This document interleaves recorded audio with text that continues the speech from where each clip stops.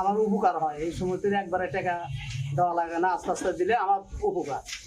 এখন যেমন গোস্তটা পেলাম, আমার সোল পোল খাওয়া পারি, বাচ্চা কাচ্চা খাওয়া পারি, আমার জন্য খুব গরিব মানুষ। এই সময় সমুদ্রটা আমাদের জন্য ভালো, খুব ভালো আছে।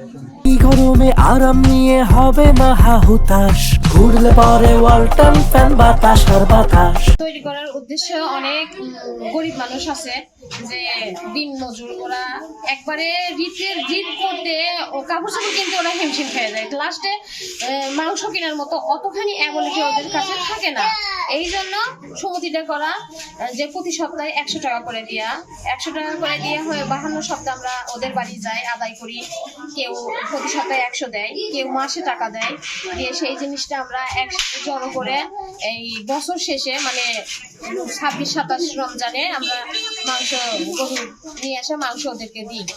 এক একজনের প্রায় 7 কেজি করে মাংস পড়ে, সাথে আমরা একটু চাল, একটু তেল, মানে যেরকম আমরা মাংস কিনতে পারি সেই রকম ওদেরকে দেওয়ার চেষ্টা করি, যে ওদের যেন কিছু টাকা সাশ্রয় হয়। আর অনেকে আছে যে এই মাংসটা নিয়ে যে ওরা মেয়ের জামাই বাড়ি পাঠায়, আবার মার্কেটে দেয়, মানে আত্মীয় স্বজনদের খাওয়ায়, দাওয়াত করায়। এই